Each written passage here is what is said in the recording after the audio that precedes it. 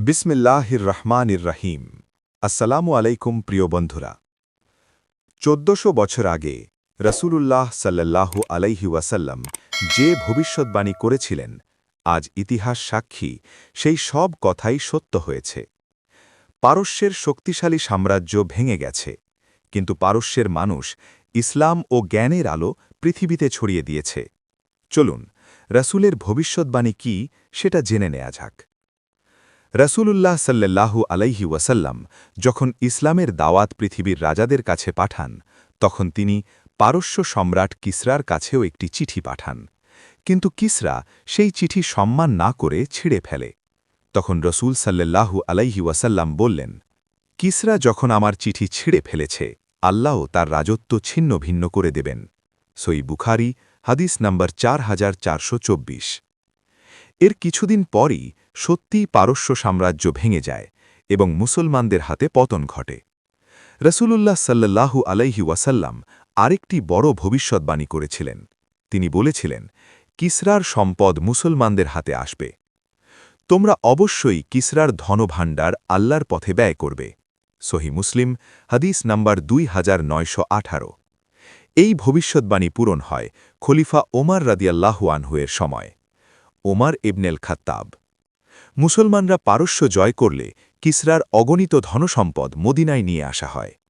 একবার সাহাবীরা রাসূল সাল্লাল্লাহু আলাইহি ওয়াসাল্লামকে জিজ্ঞেস করেছিলেন, কোন দেশ আগে জয় হবে, পারস্য নাকি রোম? রাসূল সাল্লাল্লাহু আলাইহি ওয়াসাল্লাম বললেন, প্রথমে কিসরার দেশ অর্থাৎ পারস্য জয় হবে। তিরমিজি হাদিস নম্বর 2223। এরপর সত্যিই মুসলমানরা পারস্য জয় করে।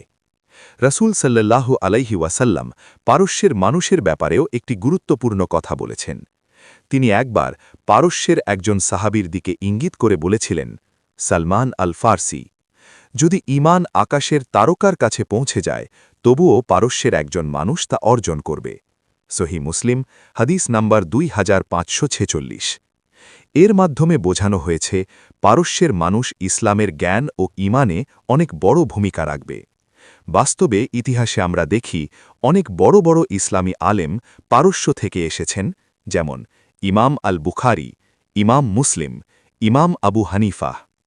রসূল সাল্লাল্লাহু আলাইহি ওয়াসাল্লাম বলেন, কিসরা ধ্বংস হলে তার পরে আর কোনো কিসরা থাকবে না। সহি বুখারি হাদিস নম্বর 3027। অর্থাৎ পারস্য সাম্রাজ্য চিরতরে শেষ হয়ে যাবে। ইতিহাসে সত্যিই তাই হয়েছে। সাসানীয় পারস্য সাম্রাজ্য মুসলমানদের হাতে সম্পূর্ণ ধ্বংস হয়ে যায়।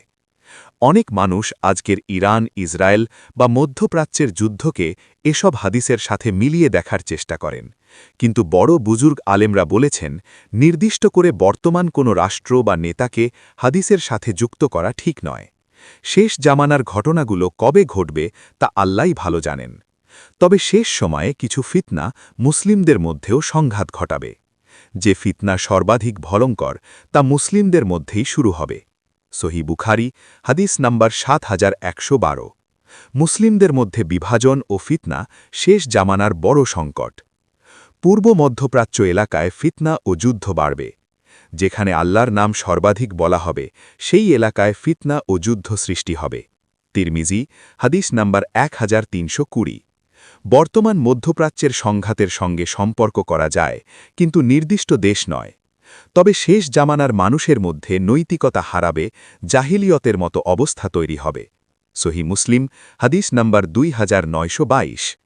যুদ্ধ শুধু বাহ্যিক নয়, সামাজিক ও নৈতিক ফিতনা হবে, যেটা বর্তমান সময়ে হচ্ছে। আল্লাহ যেন আমাদেরকে এসব ফিতনা থেকে রক্ষা করেন। আমিন।